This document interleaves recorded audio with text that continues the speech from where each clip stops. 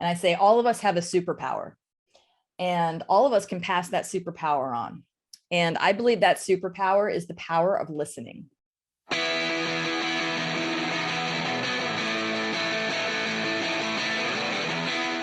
Hello there. This is John Bernatovich, your host of the HR Like a Boss podcast. Thank you for listening. Please like, comment, subscribe, and share with a friend. I've embarked on a journey to get to know amazingly awesome HR and business professionals, and I'm trying to understand what it takes to do HR like a boss. On today's show, I'm delighted to be joined by Julie Develin. Julie works for a partner firm of ours, UKG, and I'm super excited to have you on the show today. Julie, welcome to the HR Like a Boss podcast. Thank you, John. So happy to be here today with you. But tell me a little bit about what your perspective is of the purpose of human resources. Yeah, I think the purpose of human resources has obviously shifted over the years. I think today the purpose of human resources is twofold. I think the purpose is to make sure you're taking care of the people, but also make sure you're taking care of the business. And I think that's a real balancing act that we have to do in human resources, especially in today's environment. With the pandemic, and we can't not talk about the pandemic, right? It's changed everything.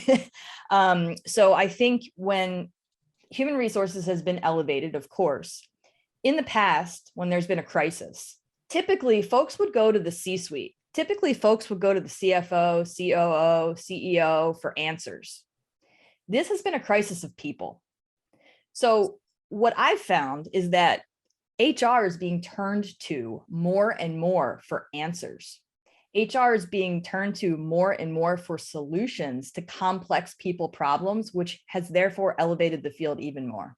Do you have a suggestion on how people in HR can give and receive that constructive feedback? In my speeches, I say something to HR professionals that I speak to, and I say all of us have a superpower.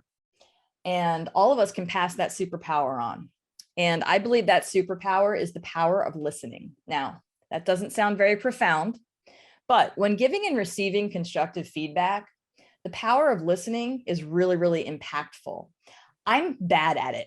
Here's why. I always think about what I'm about to say next when I'm in the middle of a conversation, rather than taking in what the other person is saying to me and processing that information.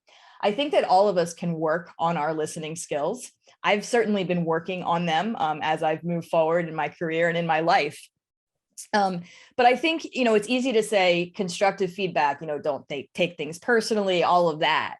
But let's look at it from a different perspective, and let's look at it from that perspective of listening differently, listening better, really listening to what the person is saying to you, and recognizing that that person is simply trying to help you understand what they are thinking. How does HR break down the stigma of that perception that a lot of people just don't like them? Yeah, well, let's just start here. I don't think the media and pop culture does much to help our cause in HR. Obviously, we think about the Tobys of the world on The Office. I also think about the cartoon Dilbert, and the evil HR director is the cat, who's always out to quote unquote get the employee. So we're sort of at a disadvantage to start out. I think that when people think about HR, at least in my experience as a practitioner, whenever I would ask someone to come to my office, they would immediately think they were getting fired. And I would say, well, why? What did you do? Why do you think you're getting fired? Meanwhile, maybe I just wanted to talk to them, or maybe I just needed them to sign something or whatever. But how do we as HR professionals break down that stigma?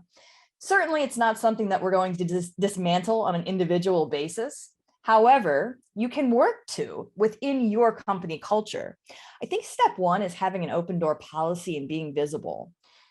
Managers see employees every day, typically. We in HR, depending upon the size of the organization, the scope, et cetera, oftentimes we don't. Oftentimes, employees only see us or hear from us when we need something from them or they need something from us. What if we worked to reach out to employees in a different way? What if we worked to humanize ourselves? as an HR person and profession in a different way. And what those ways are would vary based upon, company, whether it's communications via email, via text, via bulletin board, whatever. Just so folks know that HR is there if they need something beyond the norm. So just looking at our humanity and recognizing that empathetic leadership is part of that, I think can really be helpful when it comes to getting rid of that I hate HR mentality. So I'm curious, Julie, how would you describe someone that does HR like a boss? The way that I would describe someone that does HR like a boss is coming to work and being authentic yourself. So being your authentic self, whether, that's the way you dress, whether that's the way you speak, obviously within professional parameters. However, I think that when we are not our authentic selves, people can feel that energy. And I think that people will appreciate us more when we appear human as well, when we appear vulnerable even as well. When we can empathize, sympathize, and understand what other people are going through, and even tell small anecdotes of our own lives, so that way we can relate to employees. Julie, I hope you like the podcast. I know you're a pro at this, host one yourself, got you on the other side of it, and we did just fine, I think. It was a lot of fun. Thank you so much for having me. Of course. Thank you for checking out the HR Like a Boss podcast. If it resonates with you, please consider leaving a rating and review. And better yet, subscribe and share with a friend. Until next time, let's continue to aspire to do amazingly awesome HR.